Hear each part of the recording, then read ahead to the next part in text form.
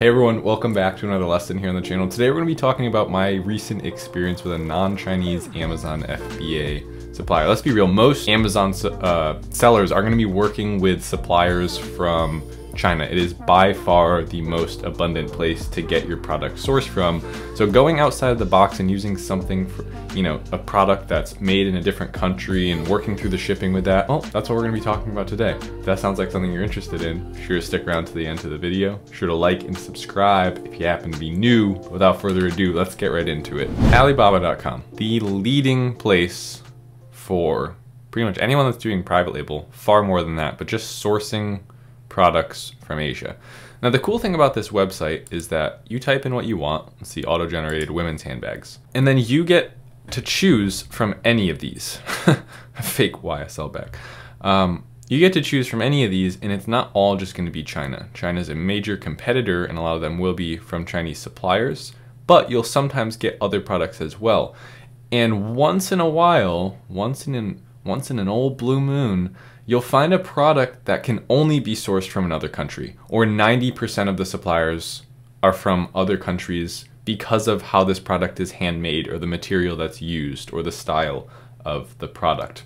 And that recently happened to me. My business partner and I found a product, we were interested in selling it, but then when we went to source it, we noticed, hey, almost all of these products are from Vietnam, right? There's a very small group of Chinese suppliers and they don't sell what we're looking for, let alone can they customize it in the way that we want to customize it. So we ended up working with a Vietnamese supplier. Now, for those of you who are curious, we look on Alibaba here, you go to the left-hand side, and if you wanted to see all of the Indian suppliers, for instance, you could click there. Or if you wanted to see all of the Vietnamese suppliers, you can click there, right? So it'll start sorting by what you're selecting, and now you can choose your kind of country that you want to operate from. Generally, I'm not going to use any of these. I'm not going to filter by a country I want to work from. I'm just going to see what's being presented, and then if it happens to be from a certain country, I'll navigate how I'm going to get it from that country to the US warehouse that I'm going to be storing it in. But let's talk about what it was like to work with a supplier that's not from China or not your typical supplier on Alibaba. It was no different. So that part's not that interesting. There is some things that I'm going to touch on that if you're thinking about working with a supplier that's not from China will be relatable.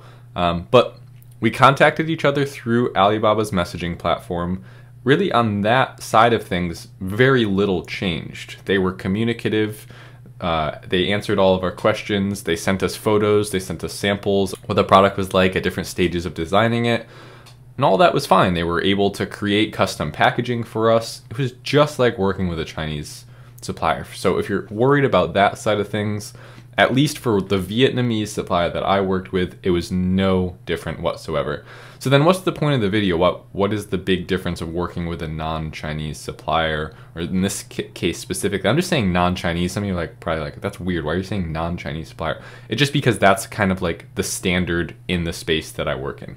Like, to work with a Chinese supplier is the norm, and then anything outside of that, we're just going to classify that as non-Chinese, because it's just so overwhelmingly the case to be working with a Chinese supplier. It was completely normal. The problem came with shipping. Shipping the infrastructure out of countries that aren't primarily focused on shipping goods out of their countries. It's more expensive, right? Well, the infrastructure is not more expensive. Let me complete my sentence. The infrastructure is not built to the same degree, so shipping is more expensive.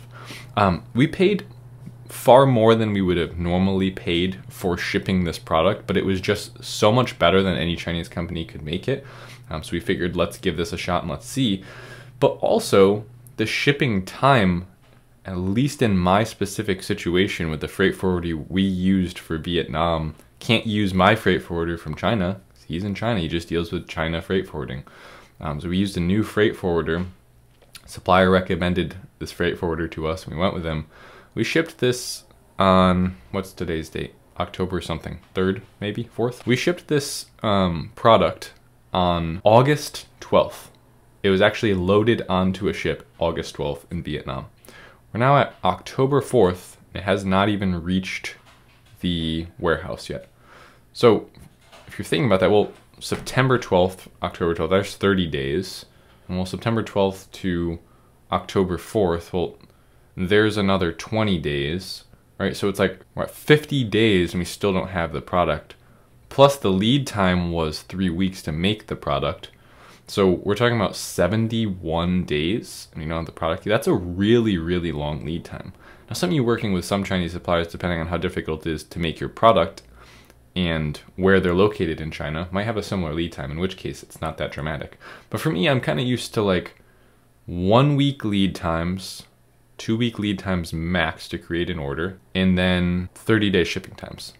Recently, with what's going on in shipping, yes, the boat is getting there in 22 days, and then it's sitting there for however many days before it's unloaded, and then it takes 5 days. So we're looking at more like 40-day shipping times. But still, 50-day shipping times hasn't even been, you know, to the Amazon warehouse yet. Plus that lead time, it's like, even if this goes well, I only tested this product with 300 units. To get this thing back in stock, it's almost looking like this will probably be a one-off run of this product.